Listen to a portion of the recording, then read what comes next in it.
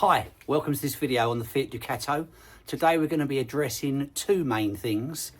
Firstly, the paint job that I did on the facelift of the front of the vehicle.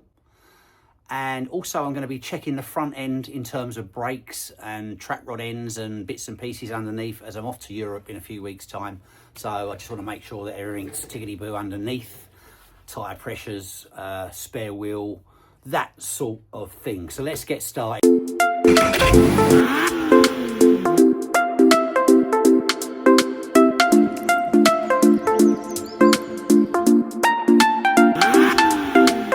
Start the brake inspection. 21mm. I'm jacked up on a little 2-ton jack.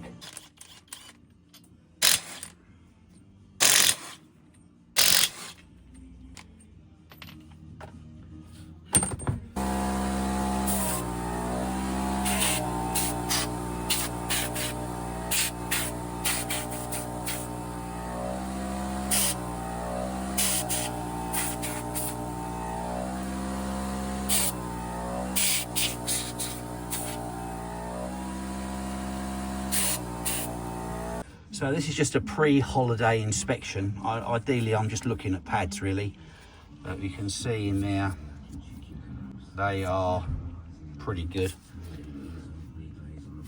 No real problems there.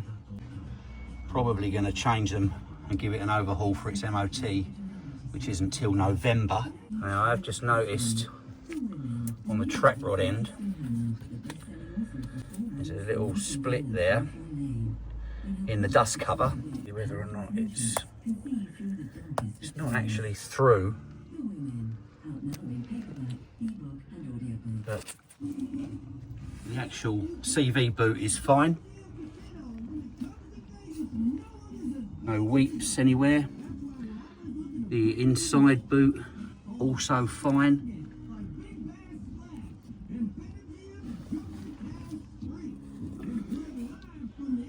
And the lower swinging arm all looks pretty tidy.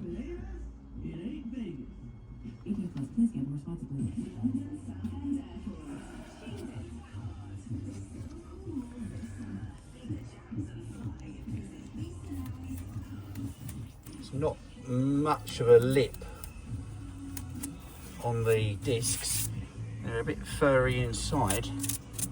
I did actually clean these out, I think it was last year. So all I'm doing here, just take an old screwdriver, just to open up those vents if you've got any corrosion in there.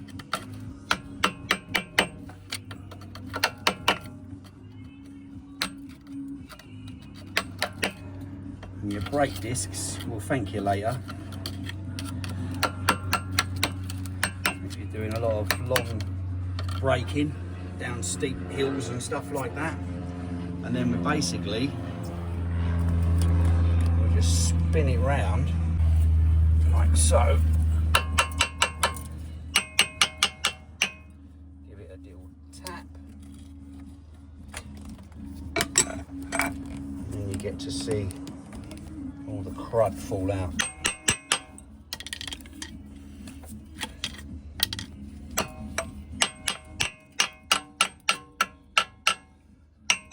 All that's restricting the airflow inside the disc.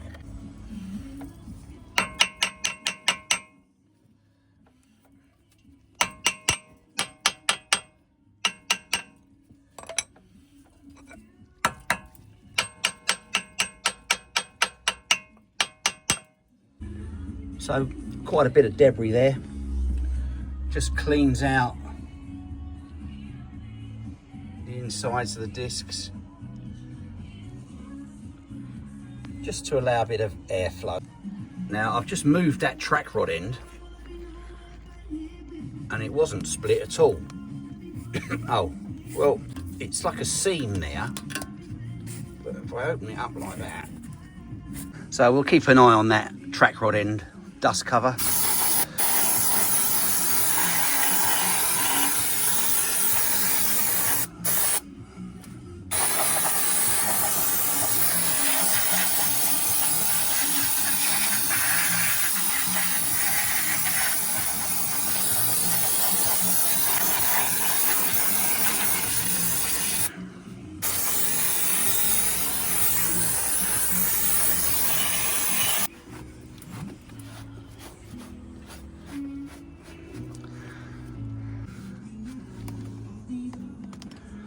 I took the calipers off last year, gave them a paint up and greased up the slide rails. So yeah, it's all quite clean under here. I'm not going to worry too much about it for now anyway. And the arch, not too bad at all. It's all been looked after. So for now, I'm going to just move on to the other side to see what surprises we might have in there.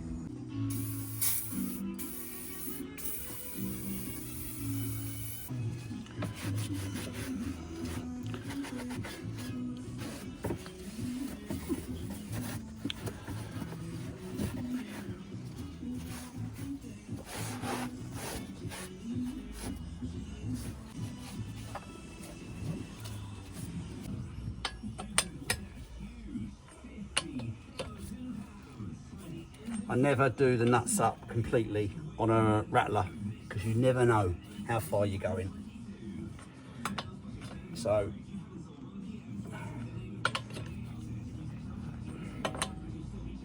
always finish them off on a bar, or better still, a torque wrench. I've even given the wheel trim a little clean up as well.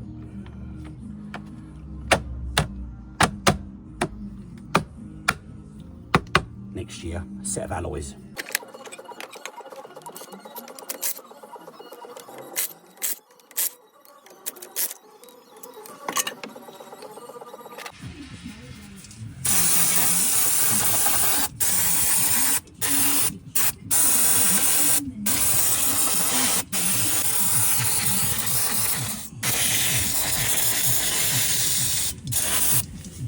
In case you were wondering, your jack point is just inside the front arch on both sides at the front. Just taking a little look here.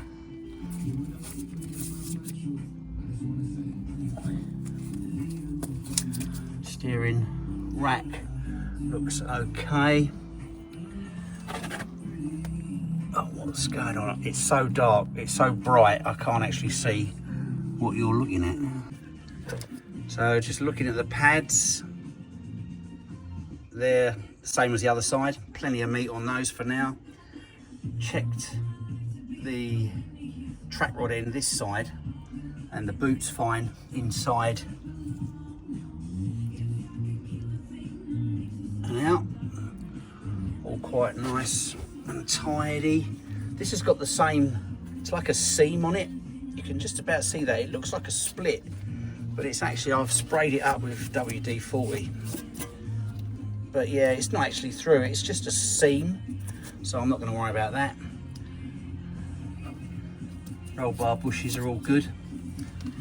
Generally, quite pleased with that, so we'll stick the wheel back on, giving the strut a little clean up, sprayed up the brake pipes, etc. Give them a wipe off, just keeps them clean, and put it back together.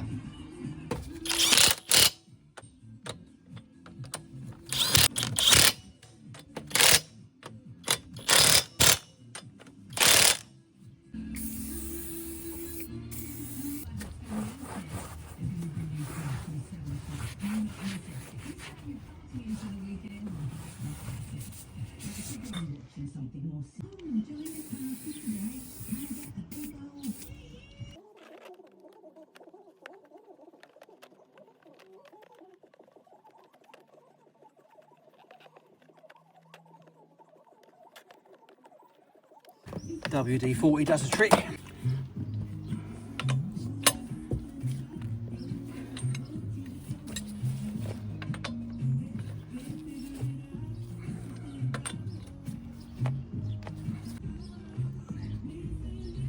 That little ring there in the framework goes around your valve.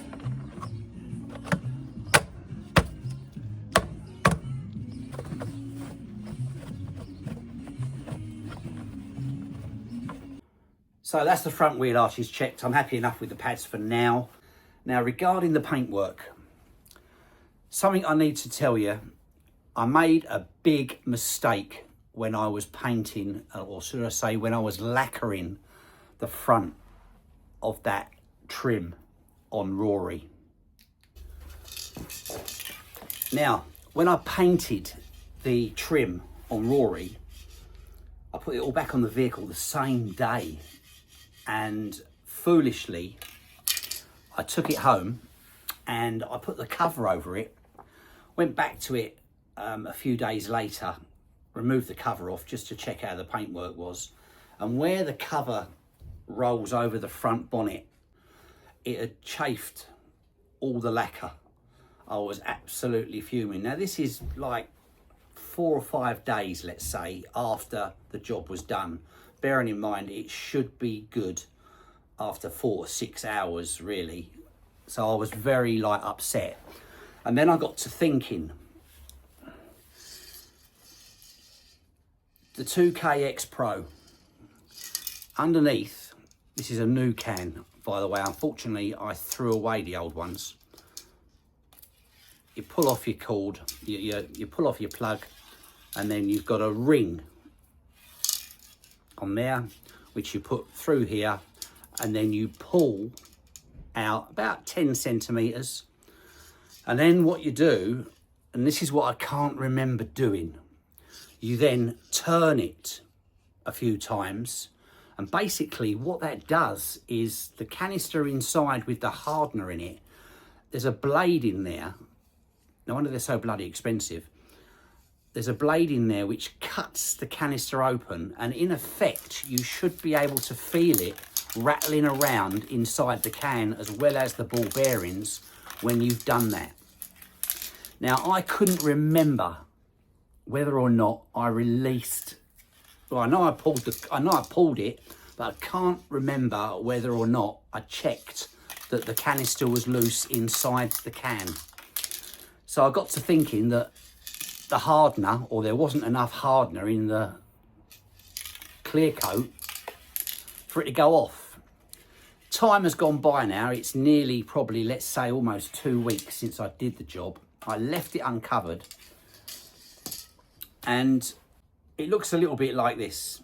So hopefully you can see that mark here all the way along, which is from the rubber from the bonnet lid. And this occurred a week after I had lacquered the front grille. I also had it along here as well, and the reason being was that I foolishly covered it over, and of course the cover chafed on it. I'm quite happy with the finish now because it has now gone hard. Now I think I've got to say I'm pretty sure I released some of the hardener but not all of it, which is why it's taken that much longer to cure. I've got a really good solid surface now, and I have polished it up a little bit a few times with some G3 and some G4. I'm not getting any colour on my rag when I'm polishing it up. So I'm not through the lacquer coat, which is good, and I have got rid of a lot of the chafing marks that were in it. Now, the next stage. So I had a lot of feedback from the video on the paint job overall in relation to whether or not I should have done the lower grille.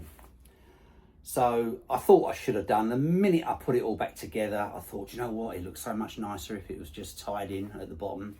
So let's take a look, because I have actually done it now, and it's finished, and it's back on the vehicle, and it's ready for you to take a little look. Let me know what you think now I've done the bottom as well. I think it now ties it in absolutely beautiful. What do you think? As you can see that, if I put my finger on, that's no good, is it? Yeah, there's a little sun strip up there, and I've also got the Ducato logo in the top. But yeah, gotta say, if I can get out the sun, might help me out a little bit. Yeah, I've got to say, I think it looks a whole lot better now it's all tied in. So that's about it on the Ducato for now. I'm happy with all that. Let me know in the comments what you think about tying in the bottom part of the front grille, whether or not you like that. I'm pretty pleased with that. And I'm also thinking about doing the side trim in the same colour and lacquer, but I'm not sure yet. I'm thinking about that. How far do I go? I need to learn to stop, I really do. Anyway, thanks for watching. Look forward to your feedback on that one. I'm going to do a walk around video on Rory shortly, find a nice location and give you a full walk around so you can see exactly where I'm at inside. I've made a few changes, there's a few additions, so look forward to doing that one in a few days time. It should follow this one on pretty soon. And there's one coming up on the Porsche. A couple of points that I need to address there in terms of the air conditioning. What was the other thing with the Porsche? The throttle pedal position sensor. I ordered one. Another story. See you in the next one. Bye for now.